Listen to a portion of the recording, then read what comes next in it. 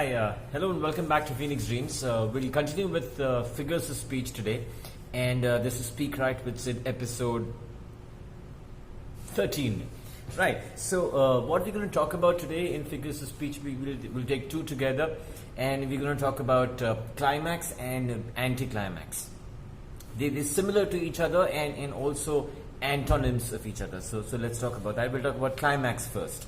Now, as the name suggests, the word climax, you first and foremost always think of a movie climax, and the movie climax is when that part in the movie at the end of it when things reach a crescendo, very very high intensity in something special. The culmination of everything that's been done in the movie happens. So the intensity of whatever, maybe action or drama, is high at the climax, and that's exactly what the figure of speech climax also means.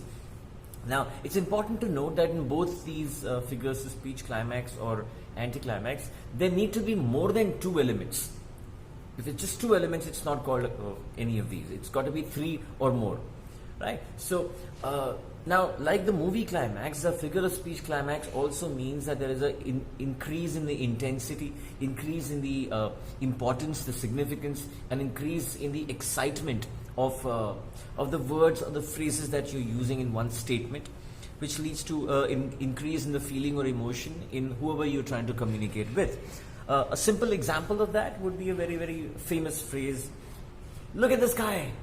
It's a bird. It's a plane. It's Superman. So the intensity goes up as you think it's just a bird. No, it's a plane. No, it's Superman. So the intensity in the emotion goes up. The excitement goes up. That's what a climax is.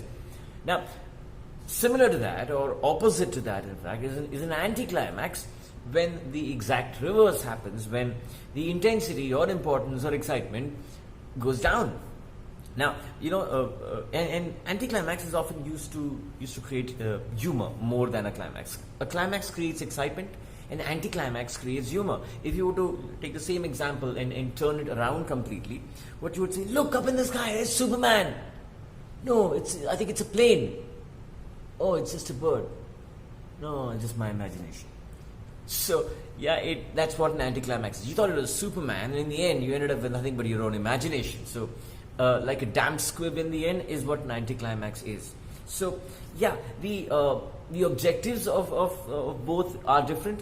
Like I said, the climax is used to create excitement, whereas an anti-climax is more often used to create humor if used intentionally. At times, people end up using anti-climaxes unintentionally and make a joke of themselves. But yeah, most of the times they're used intentionally to create humor in a situation. Right. Now, what I want you to do is I'm not going to play around with too many examples. I want you to come up with examples where you think of climaxes and anti-climaxes used in phrases. You will hear them in speeches quite often, especially in climaxes, especially in political speeches. For the people, by the people, of the people is one of them. Now you decide whether it's a climax or anti-climax, right? So come up with some examples, put them in the comment section, and we can have one more discussion about this if there are enough comments to talk about, right? So yeah, that's all I have for you. Thank you very much for your time and patience. Please continue watching and subscribing to us. And if you like what you watch, please share. Until next time.